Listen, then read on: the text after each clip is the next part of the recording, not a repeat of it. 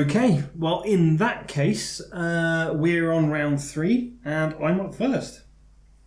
And my fact is about Ray Sullivan, the man who pissed off Thor. Not quite literally, but this is the guy who has been struck most by lightning in the world. Now, it's 8 times unofficially, but the first time he was struck by lightning, he couldn't verify it with anything. He had no proof, so he had to... He's basically not made it as a claim, but he apparently got struck by lightning when he was a child. However, since then, he's been a member of... He's a park ranger in America and Virginia in the Shenandoah Park. And he's been struck 7 times there, and every time has been on record. So I'm only going to count 6 of the 7, because there were only 6 that were really funny. Oh, only 6. Right. So, for the first time he was struck, it was in a fire tower with no lightning rod, so something that shouldn't really have been a target for lightning, but it was struck 6 or 7 times. So he decided that was not a good place to be, so he ran out, and as soon as he did, he was struck by lightning. The second time, he was in his car. Now, normally when someone in a car is struck by lightning, or the car is struck by lightning, it acts as what's called a Faraday cage. Yeah, exactly. So it basically disperses the lightning. I mean, there was a fantastic episode of something I call Strange, where a demon was lightning attacking someone in a lift, and it acted as a Faraday cage and dispersed the lightning. Essentially, it divides the lightning in 4, or 6, or whatever, and basically splits it all out, then grounds it. He was struck through the open window by lightning striking a tree. So there was that one. So lightning struck a nearby tree and it burned off his eyebrows. I'm skipping the third one because that was just a standard lightning strike. Oh, yeah, just running your mill. Yeah, exactly. Yeah, punished by the gods. Thor. The 4th time, he was inside a ranger station. So he was actually inside a building, and his hair was set on fire. From that day onwards, he would always carry a bucket of water with him or nearby in case it ever happened again. And he's stated on the record as saying the 5th and 6th time both seemed to follow him. As in the storms. He tried to get away from the storms and they seemed to be following him. Yeah, I can see why you'd be a little bit paranoid by that stage. On the 6th, I think it was one of those 2, that he actually saw the lightning bolt that was striking him. He turned around and saw it and went and struck him. And one of those times his hair caught fire again and he crawled to his car with his head on fire and poured the bucket of water that he kept in his car on his head. He also apparently kept away from groups because he believed he was bad luck, and people tended to avoid him. Again, I can totally understand why. His wife was also struck by lightning when they were both putting washing out in the back garden. His wife, who's 30 years younger than him, actually. There's a very interesting thing we'll come to in the end. His 7th, which is my favourite lightning strike, was that he was struck by lightning while fishing, and he was then attacked by a bear. Which he fought off. And he believes it's about the 22nd or 23rd time in his life that he's ever fought off a bear.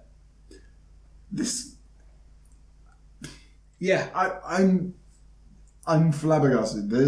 This has all the reek of bullshit. No. Being odd enough that... It's just true. It's definitely... It's the lightning strikes are on record. I don't know about the bear thing. I think the bear thing's unofficial. Because it's a bear attack, you don't really count it. You don't record it. Jeez. He died at the age of 71 under mysterious circumstances in bed next to his wife from a gunshot wound to the head. But apparently she didn't notice for several hours. So apparently he shot himself in the head and she didn't notice. So... Oh, Jesus. After 76 years, you'd be... Nah, fuck it, I'm out. I'm doing this myself. No, she was 30 years younger than him. So, I don't know what age they got married, but he was certainly punching above his weight. But he supposedly shot himself over a failed love affair, which... I was about to say, given 7 times with lightning and 20-something with bears... Yeah, you got How many times did he have to shoot himself in the head to get it right? I'm just impressed his wife didn't wake up. Jesus.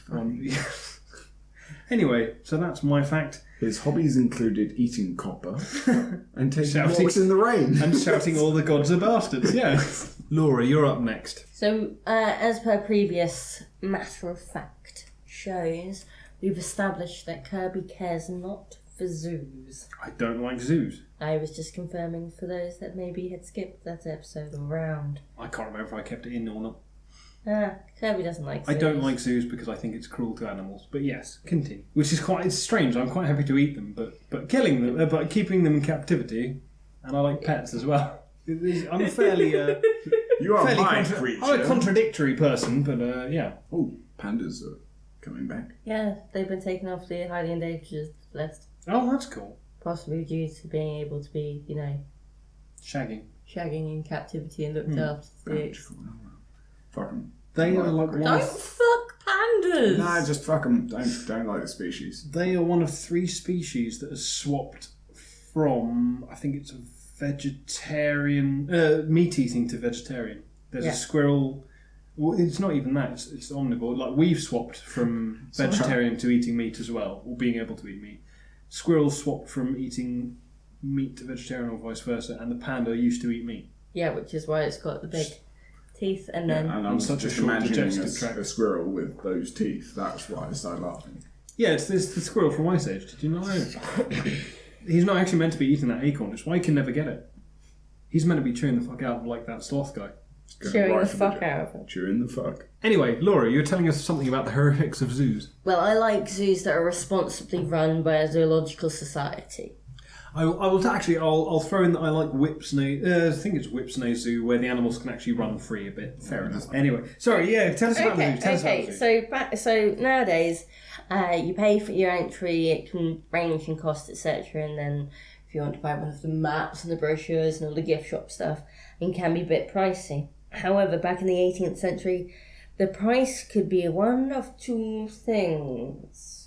Either you could pay the 3.5 entry cost, or you could pay to enter the zoo using a cat or a dog. Now, Dave, why do you think they might have needed to pay with a cat or a dog in the 18th century? I believe this was to feed the polar bear. I would Was say it polar that- bear? I would say that it would have to be as some form of food. Indeed it was. Now, my research led me to believe lions, but I believe I could be mistaken. Yeah. But genuinely, anything that needs a bit of a meat Bit of nom. Bit of nom to chase a bit. Yeah. Bring along your kitty.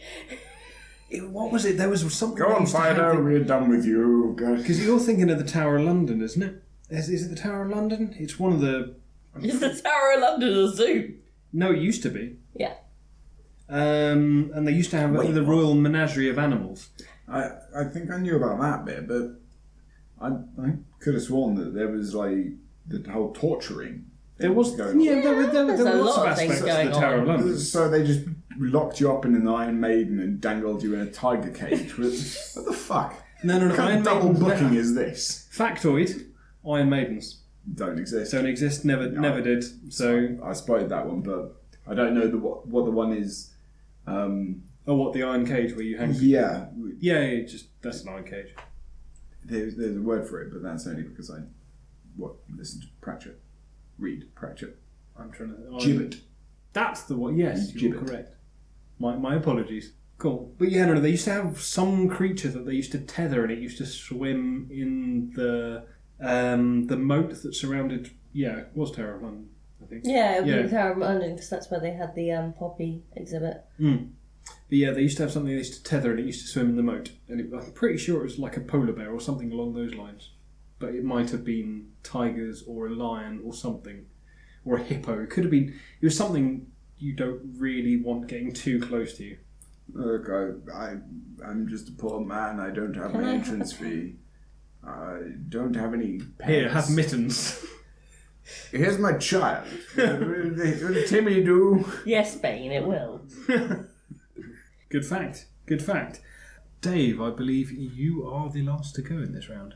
Okay, so back in 2011, a scientific paper was published on the subject of observing anger and creativity and analytical thinking by the Bath Bar-Lan University.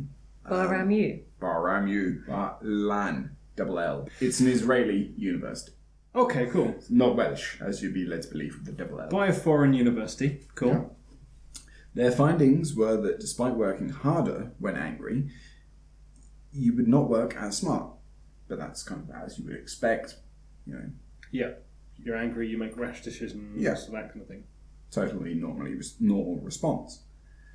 But another thing was established, and that is sarcasm improves the creative thinking tasks and the analytical task.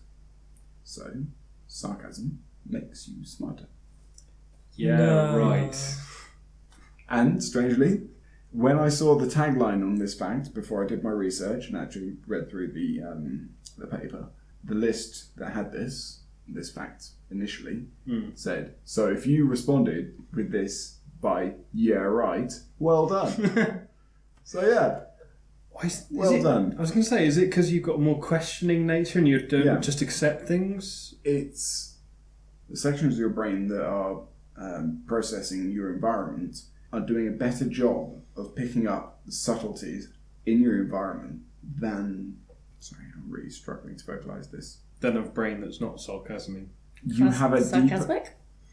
you have a deeper understanding of your environment than someone that would just callously respond to it. You've already interpreted this data and you know it's like critical thinking. Kind of like showing your working, essentially. You can show your understanding. Yeah, it's not just yes or no. It's I've digested this and then actually what you're saying is total bullshit, or you know, it's critical. Or I'm just being a dick. But critical or analytical thinking. Yeah. And That's also quite cool. the ability to So the get whole- a bullshit response. The whole thing about sarcasm being the lowest form of wit might be true, but it's a sign of intelligence as well. I think we can put that, given Down this, to people who aren't sarcastic. into the list of factoids. Excellent. I like that. The fact that they used undergraduates of mechanical engineering, undergraduate students of mechanical engineering, to experiment on them by putting them in a customer service style job. Just So to people annoy who are them highly further. sarcastic anyway. Yep, just to annoy them further, proves that don't volunteer for anything at university. It's a fucking bad idea. So there we go. That's my fact. That is a fantastic fact. Awesome. Cool. So for a roundup of round 3, are we going with my human lightning rod? Are we going with Laura's tickets to the zoo? Or are we going with Dave's smarter sarcasm? I really like yours, but yeah, fuck it. Moggy can go to the polar bear. I'm going with Laura on this one. I'm going with sarcasm. You don't say. I do, sir. Laura, who are you going to go with? Dave. Excellent choice. Excellent. So well done, Dave. You win that round.